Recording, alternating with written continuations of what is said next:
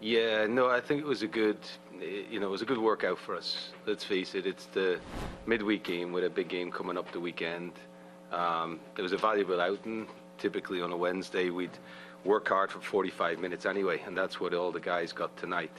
We've come through unscathed, no injuries. Alvaro picked up a wee bruise, but he'll be okay.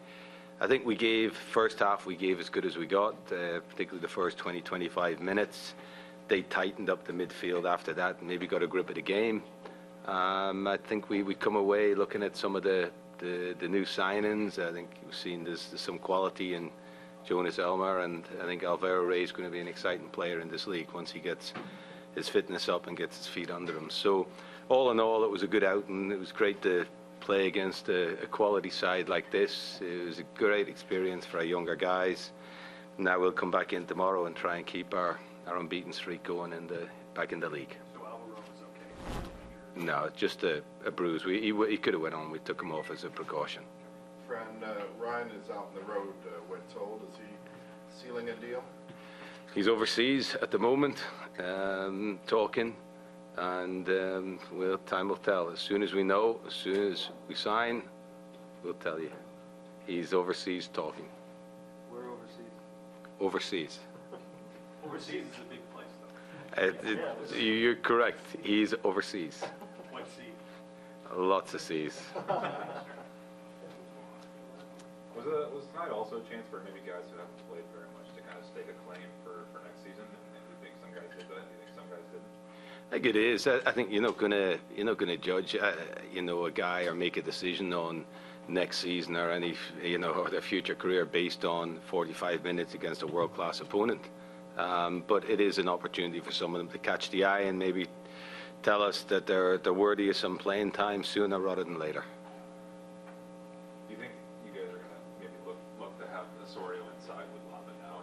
For a while it was kind of Lapa and then another defensive-minded player like Jeremy or Daryl, but now it seems like Osorio's kind of made the move inside and playing beneath the forwards. Is that something you're going to use going forward? Yeah, I think right now he holds the shirt in there, obviously. Right now the combination of Matthias and Ozo there, they've been our starters the last couple of games. We've had a good wee run, so obviously just makes sense to keep the two of them together. They complement each other well. Jeremy's also done a terrific job for us. We just look for a different dynamic the last few games, and I think we've confidence in all three of them. Can you just talk about maybe how Elmer did, and you said you were already impressed with Ray. Can you just talk about their debuts? Yeah, sure. I thought Jonas has come in. I mean, he's literally, I don't think he's unpacked his bags yet, and he's come in. He looked, I think we feel he's got some quality. And for a first out, I thought it was very impressive against, again, world-class opposition. Alvaro is maybe in a different place. Fitness-wise, he's behind because he's had a pre-season. He hasn't really had games under him, whereas Jonas has had a couple of league games under him this season. So he'll be ahead of the curve. In terms of Alvaro, I think he gives us something, a little bit of out wide. He attacks people. His first instinct is to go at people. You saw it tonight on the goal. His first touch is good. I think he'll be an exciting player, but I think we're looking at a guy who's still 2-3 weeks away from being really up to speed. But the fans must see tonight this quality in this guy, and I think over time he'll be an exciting player for Toronto FC. Why do you think it's taken so long to settle down for first 11? I mean, the personnel changes. Well, it hasn't changed every week. The last 3 weeks we've had a pretty settled lineup, so that wouldn't be an accurate statement at the outset. I think we've come in. Yeah, I think overall, once a new coaching staff comes in, in the dream world, everything is ideal. Usually, when a new coaching staff comes in, it's because there's been problems, and I think they've been well documented. I think what we want to do is focus now on where we're going, not to keep referencing back to last season. So we're focusing on what's going ahead, where we've got a lot of young players right now. With young players, there'll be inconsistencies, there'll be heartbreak. That's the facts of life. And we're now looking to add some more quality in. But we've got,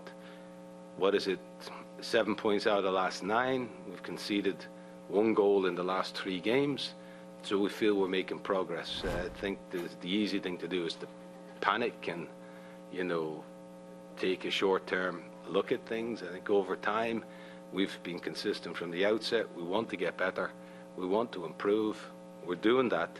The players know it. The fans know it. We'll add quality, but we'll be careful in adding quality. We'll do our due diligence. We've brought in Matthias Laba. He's beginning to be recognised as one of the better young midfielders in the league. We've brought in Jonas Elmar. We've brought in Alvaro Rey. These are going to be good players for us, and we'll continue to add as we go. Is it unusual to send a head coach out kind of on a welcoming committee or a negotiations committee mid-season?